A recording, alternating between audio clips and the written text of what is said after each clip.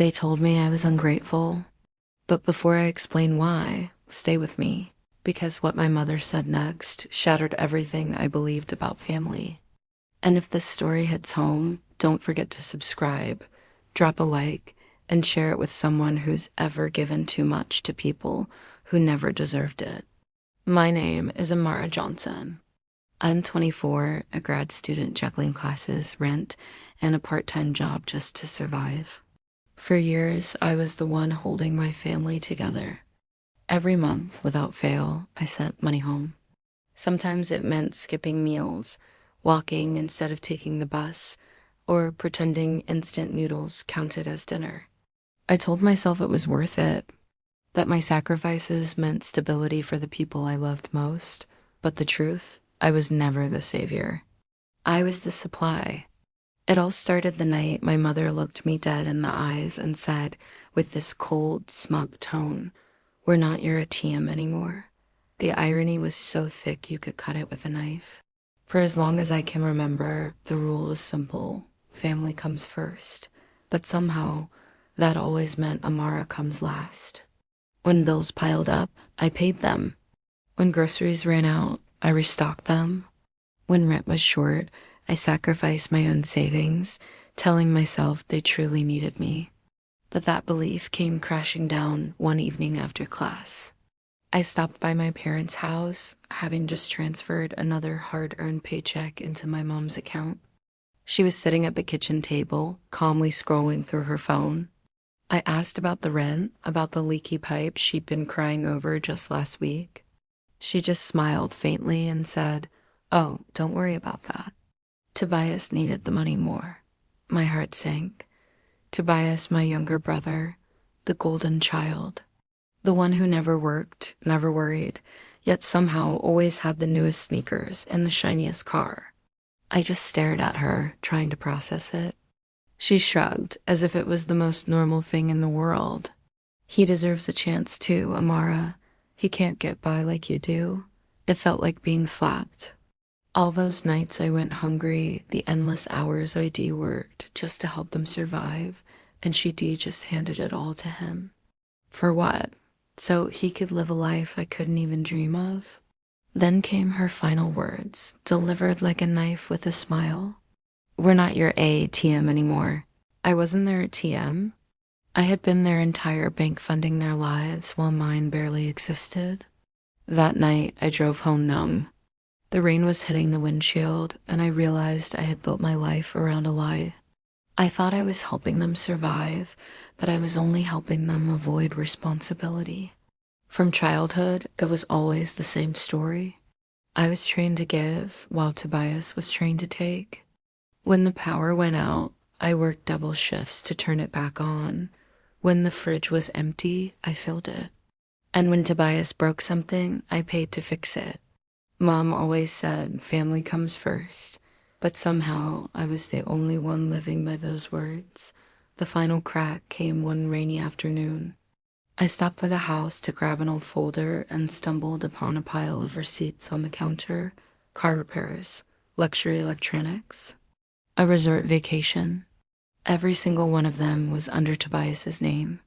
Just a week earlier, Mom had begged me for money, claiming the rent was late and the lights were about to be shut off. I'd skipped buying groceries that week just to help. And here it was, the proof. My emergency funds were just feeding my brother's lifestyle. My hands shook as I held up the receipts and confronted her. Her face hardened instantly. "You'll always be fine, Amara," she said, her voice like ice. "Tobias needs more help than you." And in that moment, something inside me just broke. All those sacrifices, all those years of believing I was a daughter. I realized I was just a resource, a wallet with a heartbeat. I left that night in the rain, soaked to the bone, shaking with a betrayal that ran deeper than money. It was years of love twisted into obligation. And as I drove home, one truth echoed in my mind: I wasn't part of a family. I was their bank. The next few weeks were a blur.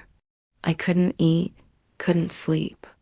Every time my phone rang, I felt this wave of dread, not love. until my best friend Danielle showed up at my door with takeout and a warmth I hadn't felt in years. When I finally told her everything, the lies, the receipts, the manipulation, she looked me right in the eye and said something that changed everything. They don't love who you are, Amara. They love what you give. Her words stuck with me, so I started small. I let calls go to voicemail. I left texts on read. And most importantly, the money transfers stopped. Every unanswered call felt like a tiny piece of freedom. Of course, when Mom noticed, the guilt trip started. "You're abandoning your family," she'd snap over the phone. But this time, her words didn't break me. They freed me. For the first time in my life, I wasn't the one scrambling to fix everything. And what happened? Tobias's new car, repossessed. The rent I used to pay, overdue, the bills I used to cover. They were stacked high on their counter. They called me selfish, heartless, ungrateful. But what they really meant was, you stopped saving us from ourselves. Then came the call I always knew was coming. It was Mom, her voice trembling. "Tobias is in jail. He owes money. Please, Amara, you have to help. Years ago, I would have emptied every account I had to save him. But this time, I just said, I can't." She started screaming, yelling that family sticks together, and for the first time I laughed, a bitter, hollow sound. "You never stuck with me," I told her. "You just stuck me with the bills." Silence. Then came her sobs. Then came the quiet, satisfying click of me ending the call. My revenge wasn't about anger or shouting. It was about peace. It was about letting them finally face the world without the shield of my sacrifice.